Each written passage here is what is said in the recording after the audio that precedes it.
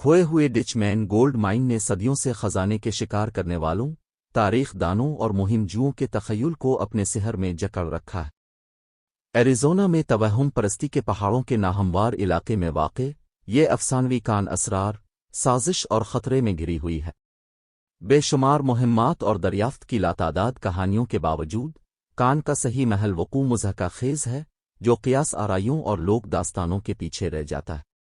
खोए हुए डिचमैन gold mine की इब्तिदा 19वीं सदी में की जा सकती है, जब तवहुम परस्ती के पहाड़ों के अंदर छुपे हुए सोने के बड़े ज़खायर की कहानियां मंजर आम पर आने लगीं। लेजेंड के मुताबिक जैकब वॉल्ट्स नामी एक जर्मन तारिक वतन, जिसे आम तौर पर डिचमैन कहा जाता है, 19वीं सदी में कान से ठोकर खा गया।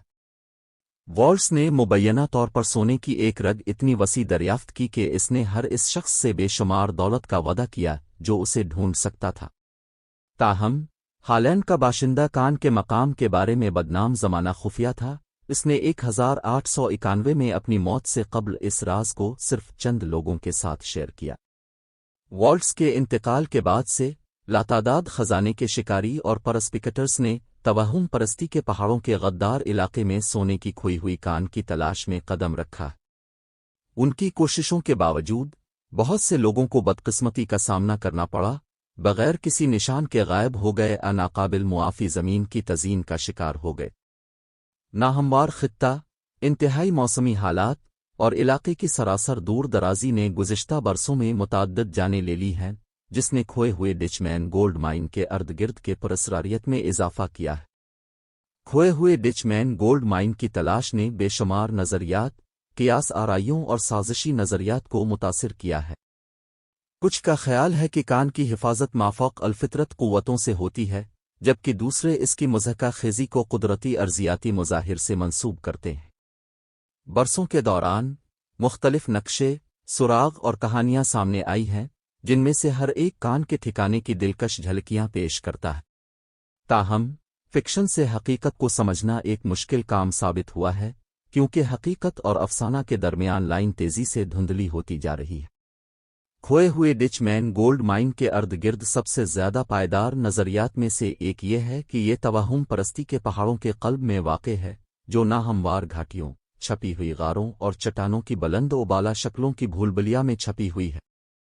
इस नज़रिया के मुताबिक वॉल्ट्स ने जानबूझकर कान के मकाम को छेड़छाड़ की आंखों से बचाने के लिए और उन लोगों के लिए खुफिया इशारे और मारकर छोड़े जो उन्हें समझने के लिए काफ़ी बहादुर थे।